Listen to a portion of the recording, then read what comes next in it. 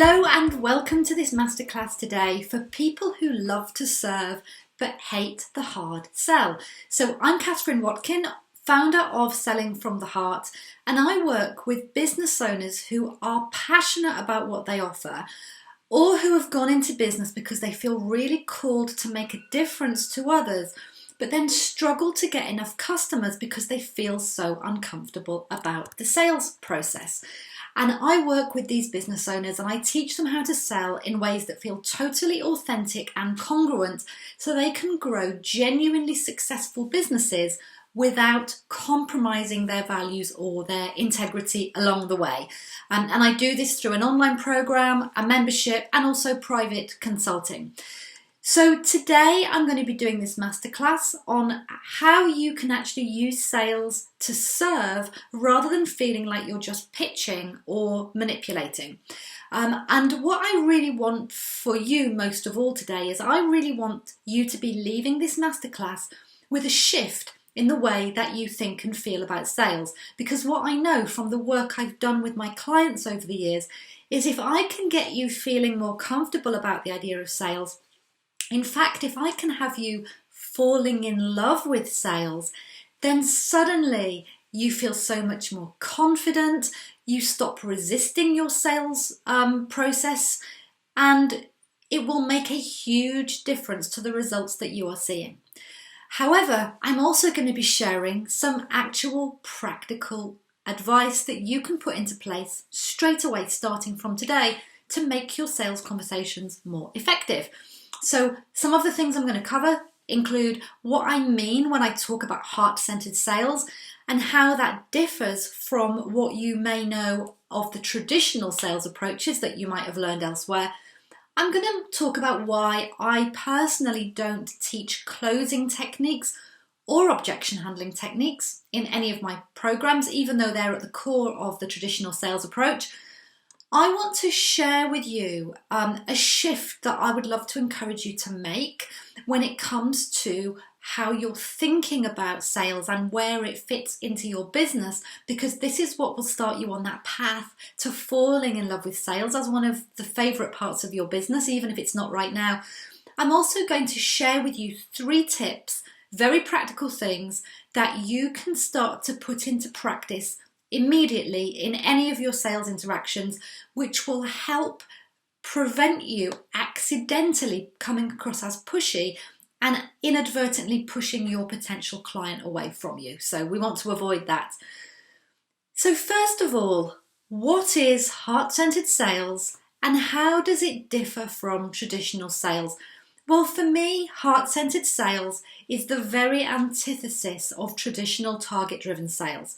Traditional target-driven sales is about the salesperson making the sales because it suits their personal circumstances.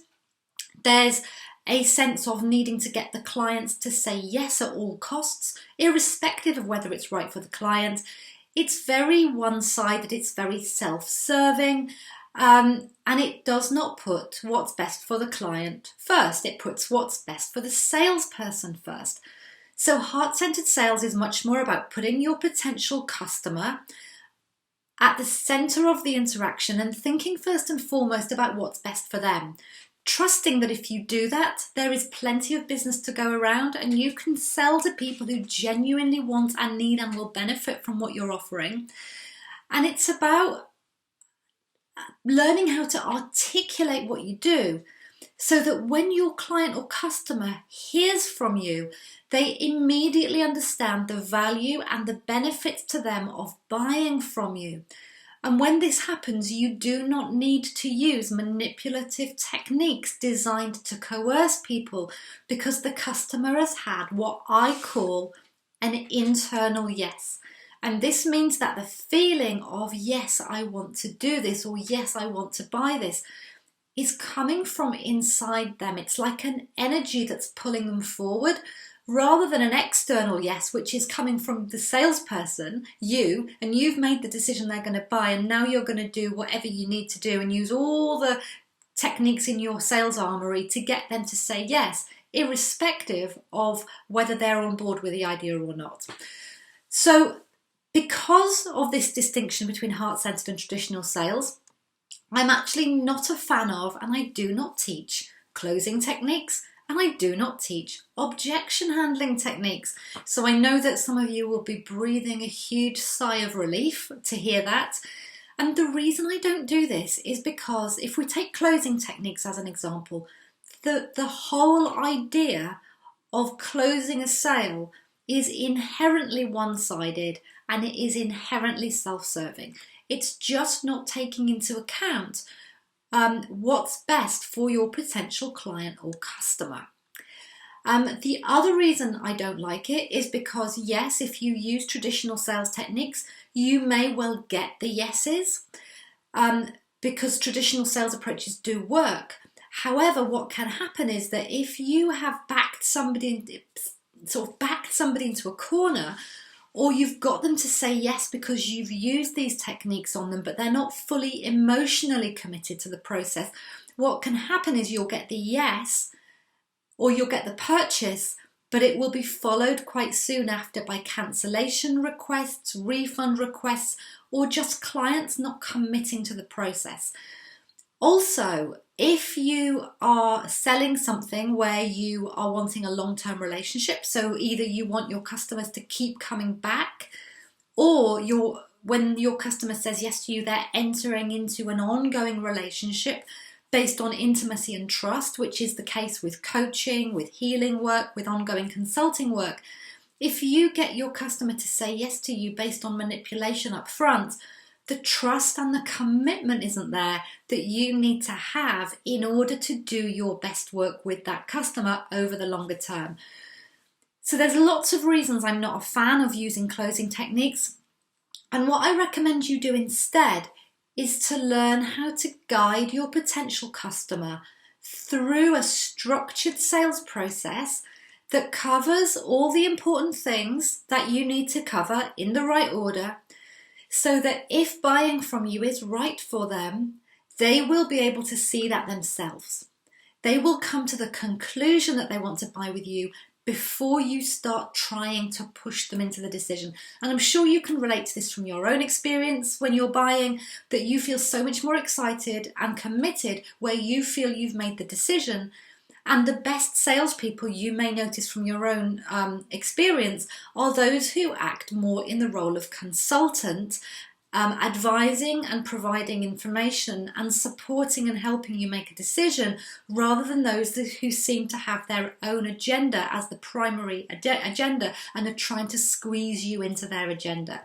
And so, the more you can get the customer to get their own internal yes through this structured process, the more committed they're going to be, and the less likely they are to feel that they want to back away from the interaction because they feel that you're just, that you're just interested in what's in it for you. The other piece here that's quite important is that I would love to encourage you to come to see sales as not just as service, but sales as probably the most important part of the service you provide. So what I see as common in a lot of small business owners is that they see the sales piece as this nasty, icky, uncomfortable thing that they have to somehow get out of the way as quickly as possible in order that they can then sell the thing to the customer or do the work with the customer. However, if you truly believe that the thing that you are offering has genuine value to the person who's buying it, that it can make a genuine difference to their experience of life, to how they feel, to how they think, and you don't articulate that and take the time to show them why that's of benefit to them, then if you think about it, you're actually doing them a disservice. So if you're shying away from the idea of sales, or you're shying away from making a clear invitation to work with you because you don't want to be perceived as pushy or salesy, but that person could really benefit from what you're offering, you're doing them a huge disservice, and you're just not having the impact that perhaps you've gone into business to have. So I would encourage you, even if your business is a service-based business, so you might know that when somebody pays you, you are then going into a service-based arrangement. You might be an accountant, you might be a coach, a hypnotherapist, a healer, a consultant, a trainer. You're delivering an ongoing service. If you can come to see that there's actually two parts to your service.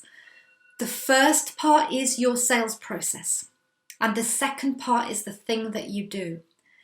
And in fact, the way you serve your client at the highest level is by taking them through a really well-structured, really supportive sales process up front so that they can see the benefits and see the value of working with you. That is almost of greater service than doing the actual work. And the reason for that is because if you didn't take them through that sales process in the first place, they wouldn't ever buy from you in order to experience the difference you have to offer. So I really would encourage you to start to fall in love with sales by seeing that the process of sales is the highest way in which you serve people, by encouraging them to go ahead and make that decision to do the ongoing work or to buy that product from you that's valuable.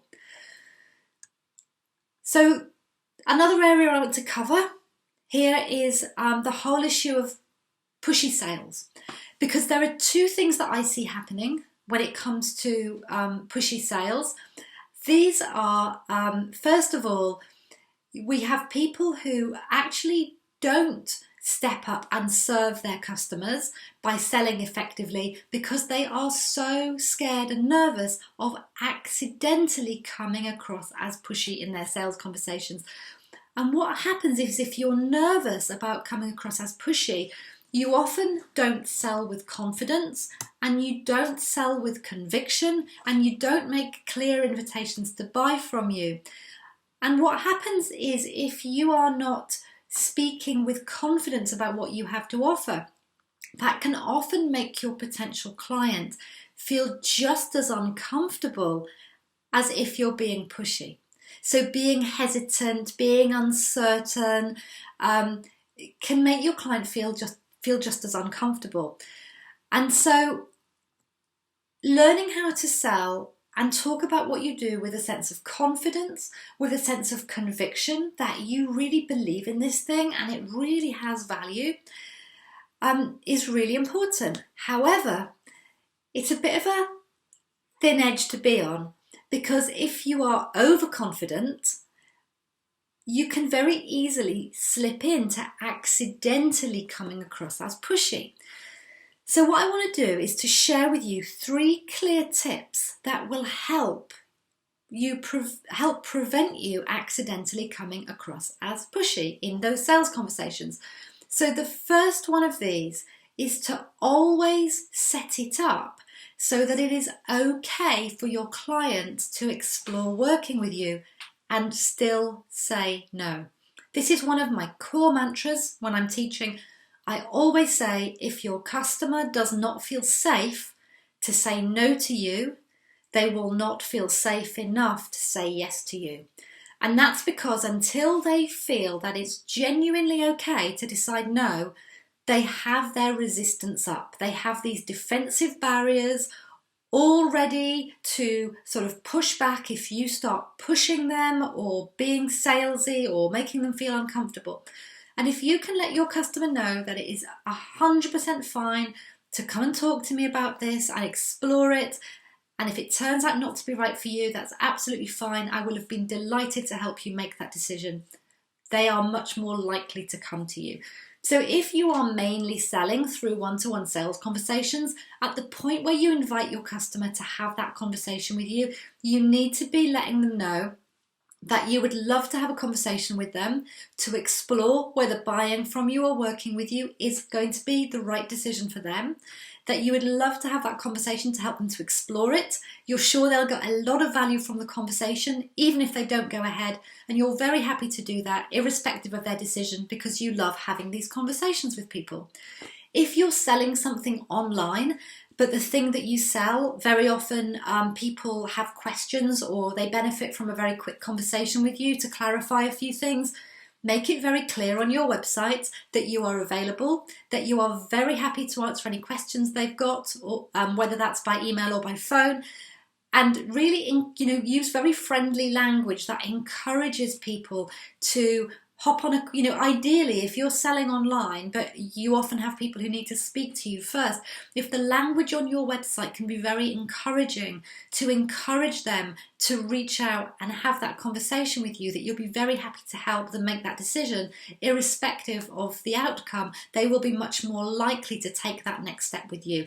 So always set it up that your customer can feel safe to say no to working with you, and they will be much more likely to say yes to buying from you. The next one is to always, as far as possible, get permission up front to make your offer. Now, if you're selling only online, this is not such an issue because you automatically have permission. The very fact that your customer is on your website reading about what you offer and hovering over the buy now button, you have permission to be selling because they're on there looking.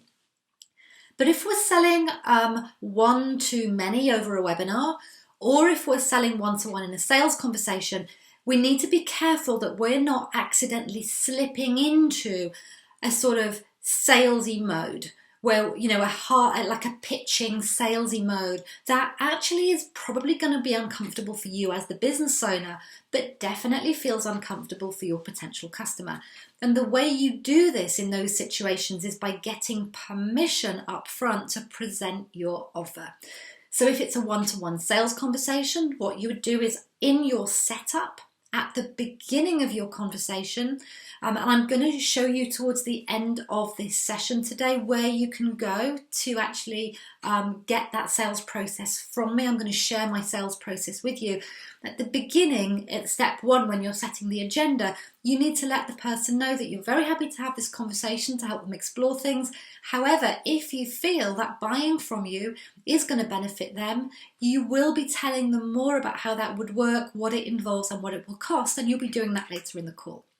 Then when you get to that part of the call, once you've gone through the first 5 steps of the conversation, you come to step 6, which I call presenting your solution. And this is where you would say, thank you so much for everything you've shared with me. Having had this conversation with you, I really do think that you would benefit from buying XYZ from me. If it's okay with you, I'd like to take 5 minutes just to talk through how I work with people and let you know some of the details plus what the investment will be. Is that okay? Now, 10 times out of 10, 9 times out of 10, your customer's going to say, yeah, if they've had a good experience with the conversation so far, most people are going to be thinking, okay, I'm not sure if I'm going to go ahead or not, but yeah, I like what we've talked about. I would be interested in hearing more. Very similarly, if you're predominantly selling online, I do a lot of sales online through webinars. That's, I've always done that since I started my business. Very similar in a webinar where up front near the beginning of the webinar, you let people know that later on in the presentation, you are going to be letting them know how they can take a further step with you and work with you more deeply should they choose to do that.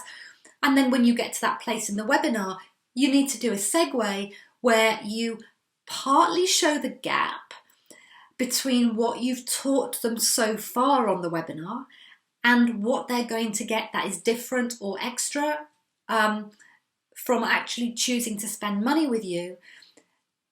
And as well as showing that gap so people can clearly see that value, you want to be saying something like, hopefully through this presentation so far, you've been able to take away a lot of tips that you can implement immediately, and you can see the value of X, Y, Z, A, B, C. What I'm going to do next is I'm just going to take 10, 15 minutes to talk you through my XYZ program. I'm going to let you know how it would work. I'll let you know the key details plus the investment. I'm also going to let you know a bit about who it's right for and who it's not right for. Hope that's okay with all of you. Once I've done that, I'm going to come back and answer your questions. So you need to be getting the permission so that your audience or your customer never feel like you are just selling to them. You always want to have this process feel like a collaborative process where you're walking side by side. So that it never just feels to your customer like you've just started selling to them. It always feels to your customer like they've agreed to hear more from you. Which is why when you're just selling online through a sales page, they've naturally agreed because they're reading through. They've chosen to be there, basically. They've chosen to be at your sales presentation. The third part of not coming across as pushy is really important, and it's very closely related to why I don't teach objection handling. And this is about acknowledging people's concerns. Now, here's the thing. In traditional sales, they give huge weight to what they call handling objections. And the objections tend to be presented as something you have to sort of overcome. These are the barriers between you and getting the sale that you have to knock down. But it can feel really confrontational.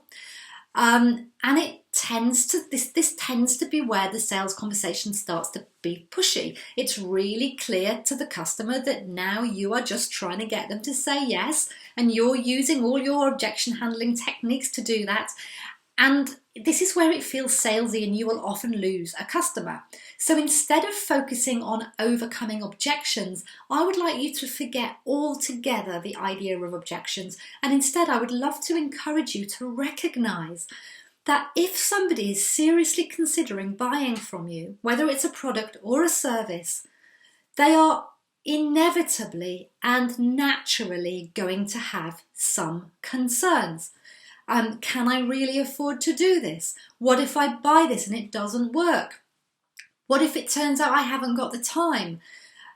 What if my partner disapproves? They also are likely to have specific concerns that are very unique to the thing that you offer, that a lot of your customers tend to worry about.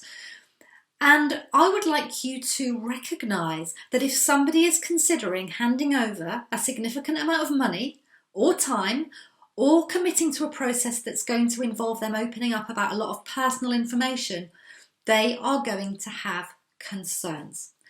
And what I'd love you to do in order to not come across as pushy or self-serving is to start by acknowledging those concerns. Acknowledge them. Let the client or customer know that you hear them. Let them know that you understand them. Indicate to them that you can see that that's a valid concern that they would have.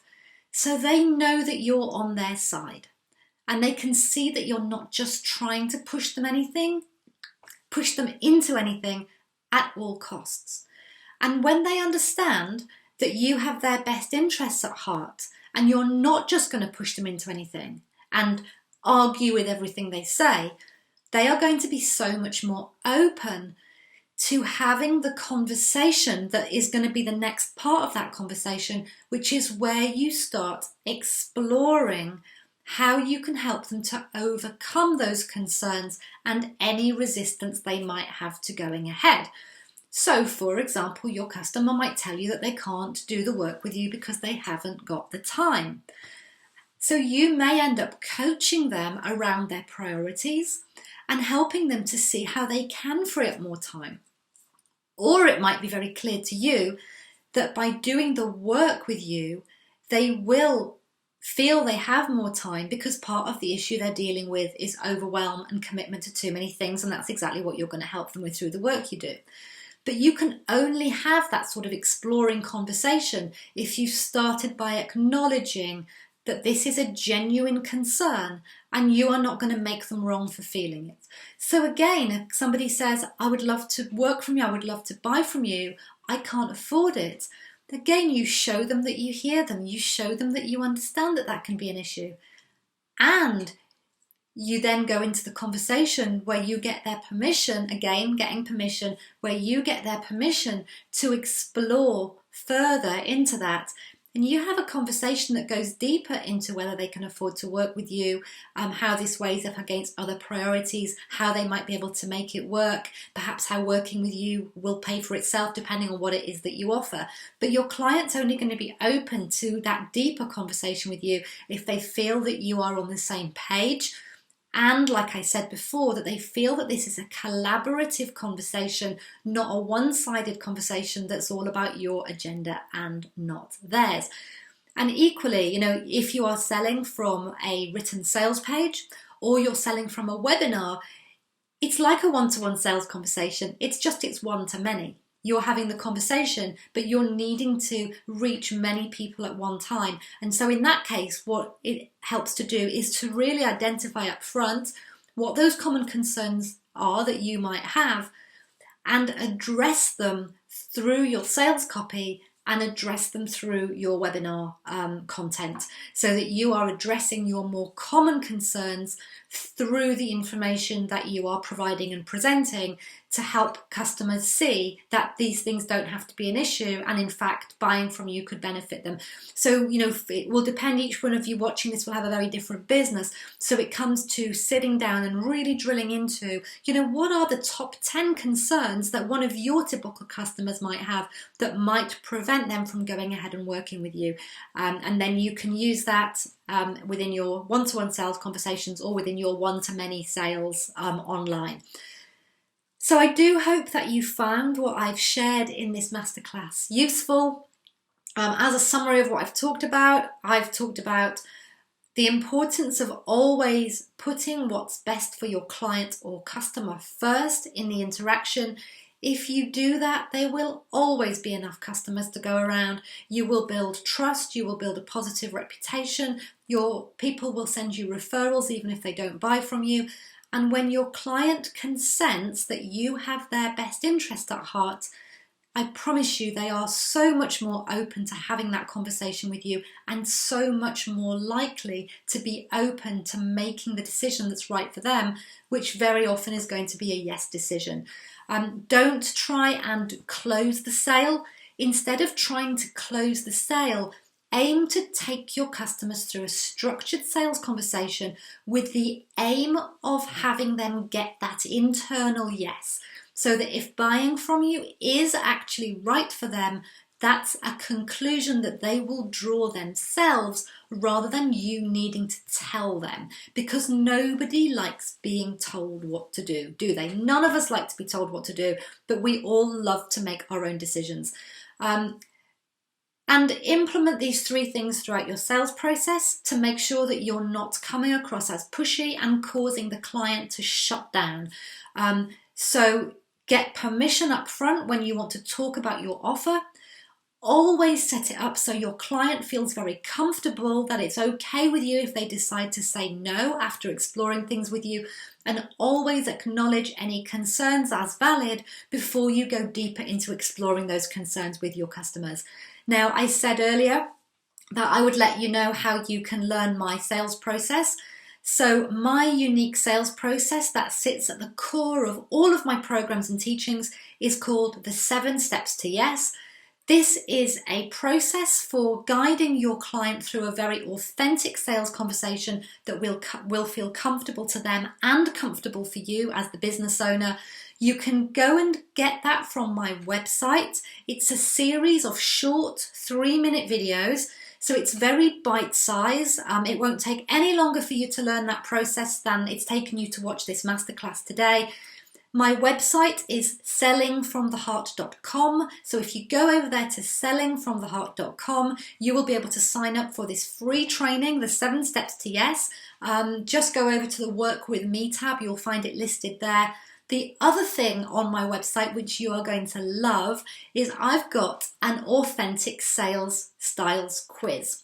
And this is wonderful because it will help you to identify your own unique sales profile. And when you know your own authentic sales style, it will help you to be able to understand what it is that holds you back when it comes to sales, what's creating the resistance, what's creating the struggle. But it's also going to help you see your natural strengths. And when you understand your natural strengths in sales, you understand that you can play to those strengths and that instead of becoming a barrier, they actually become something that enhances your sales process. So I do hope you've loved this session today. I am passionate about helping small business owners fall in love with sales so that sales becomes a core part of their business that they love rather than the thing that they are always avoiding. So if that sounds like something that you'd love to happen, do come over to sellingfromtheheart.com, check out my blogs, sign up for my 7 Steps to Yes, take the Authentic Sales quiz, and perhaps you'll choose to stick around to learn a little bit more from me. So sending you lots of love. Thank you for your attention today. Bye-bye.